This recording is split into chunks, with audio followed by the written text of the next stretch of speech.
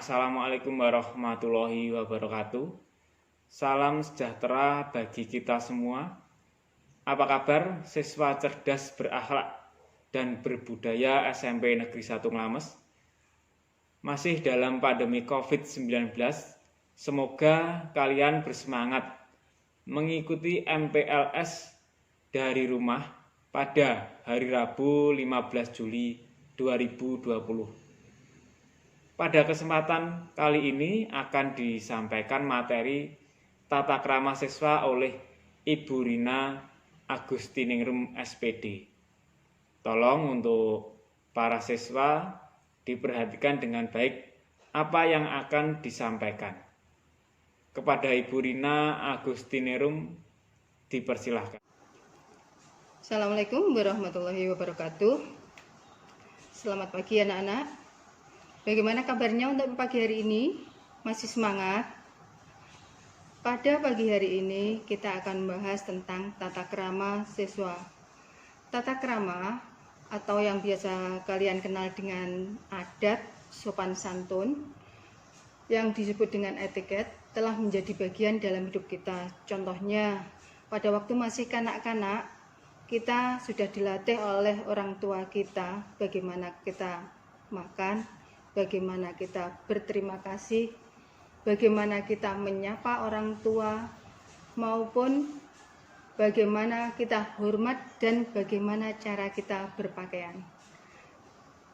Lama-kelamaan perilaku yang telah kita lakukan itu akan menjadi kebiasaan. Nah, kebiasaan yang berawal dari keluarga atau lingkungan yang terbatas, lama-kelamaan akan meluas menjadi lingkungan yang lebih luas. Tata krama telah menjadi bagian dari pergaulan hidup kita sehari-hari. Jadi dapat disimpulkan bahwa tata krama adalah kebiasaan sopan santun yang disepakati dalam lingkungan pergaulan antara manusia setempat. Macam-macam tata krama. Ada tata krama pergaulan dan komunikasi yang bersifat alami sebagai manusia. Komunikasi dan tata krama pergaulan adalah hal yang tidak bisa dipisahkan. Ada beberapa kunci pokok yang harus kita camkan dalam masalah komunikasi. Yang pertama, perlakukan orang lain sebagaimana kita ingin diperlakukan. Perlakukan orang lain sebagaimana kita ingin diperlakukan. Yang kedua, setiap orang mempunyai perbedaan. Tidak ada kembar satu telur yang sama. Yang ketiga, kenal dulu baru sayang. Makin kenal maka akan makin sayang. Tak kenal makin tak sayang. Tata krama berkenalan, kedua belah pihak saling menyebutkan nama, saling memandang, berjabat tangan, tidak mengayun-ayunkan tangan. Untuk tata krama bertamu, hendaknya berjanji dulu dan datang tepat waktu. Kemudian berikutnya, tata krama yang untuk berbicara. Peliharalah lidah. Jadi dalam berkata, kita harus memelihara lidah kita. Jangan memotong pembicaraan orang lain dan perhatikan Anda berbicara dengan siapa. Kita harus bisa menempatkan diri, kita berbicara dengan siapa. Untuk tata cara berpenampilan, cara menggunakan pakaian ini yang perlu kamu perhatikan.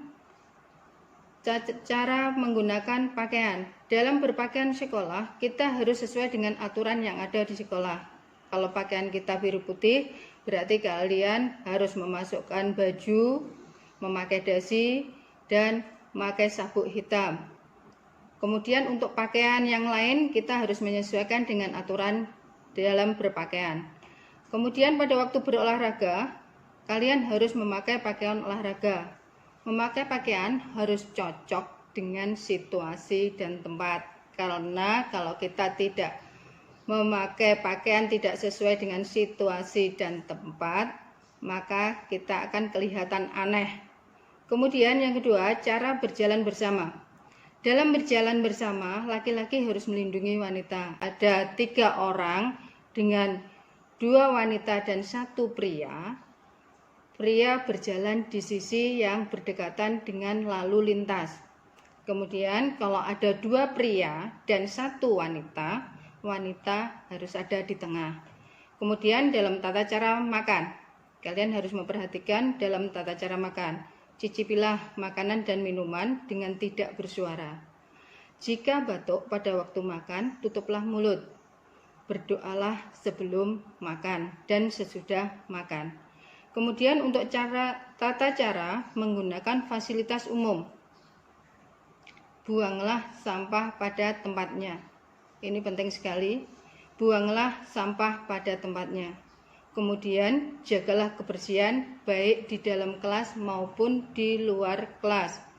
Jagalah kebersihan baik di dalam maupun di luar kelas. Ini intinya di sekitar halaman.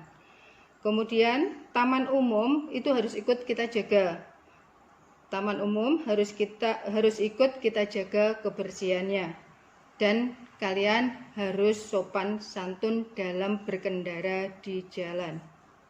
Nah, itulah beberapa atau tata krama yang bisa kalian pahami sehingga nanti kalian bisa menerapkannya dalam kehidupan kalian. Demikian untuk materi tata krama yang bisa saya sampaikan. Terima kasih atas segala perhatian. Mohon maaf apabila ada kekurangan. Wassalamualaikum warahmatullahi wabarakatuh. Wassalamualaikum warahmatullahi wabarakatuh. Itu tadi penyampaian materi oleh Ibu Rina Agustinirum mengenai tata krama siswa. Semoga apa yang disampaikan bermanfaat bagi kita semua. Wassalamualaikum warahmatullahi wabarakatuh.